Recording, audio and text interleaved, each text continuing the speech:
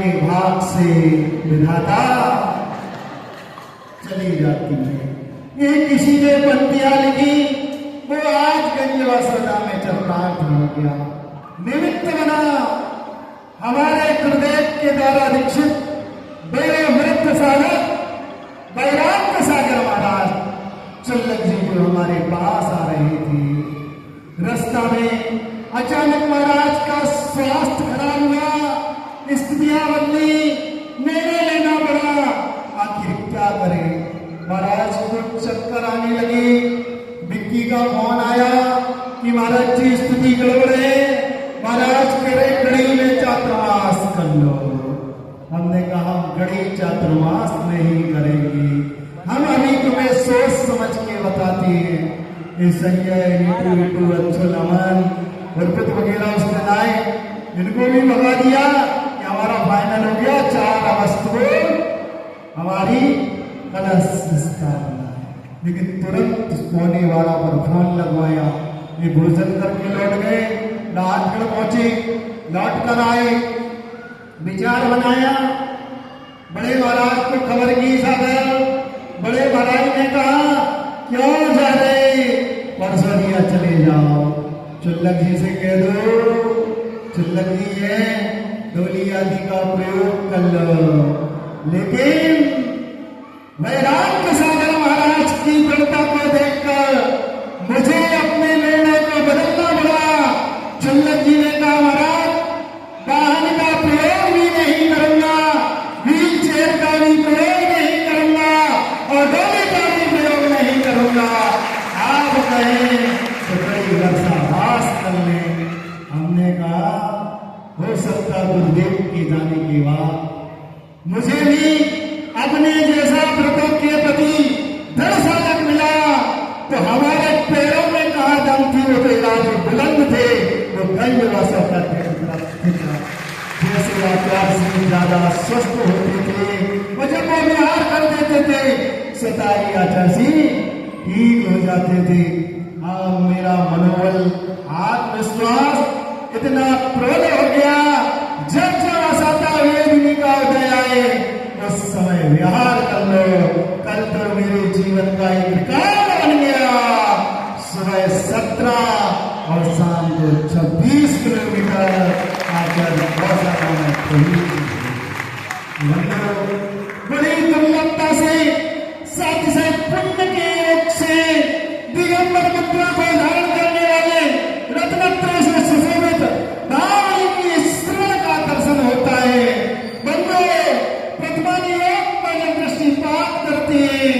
मैं तो कहता हूं इन चर्म चक्षुओं से मात्र, ज्ञान चक्षुओं से नहीं, मात्र प्रकृति से ही बालिनी संत सिद्ध भगवान की प्रतिमा के स्वरूप सिद्धत्व का रूप धारण करने वाले, दिगंबर मुद्रा को धारण करने वाले संत का भी इस कलिकाल में दर्शन होता है। तो न जाने सत्ता में बैठे हुए ऐसे ऐसे क्रूर कर्मों का मात्र दिगंबर मुद्रा का दर्शन करके क्षण मात्र में क्षय को प्राप्त हो जाता है। गुरु पूर्णिमा का दिवस है, गुरु का क्या महत्व होता है।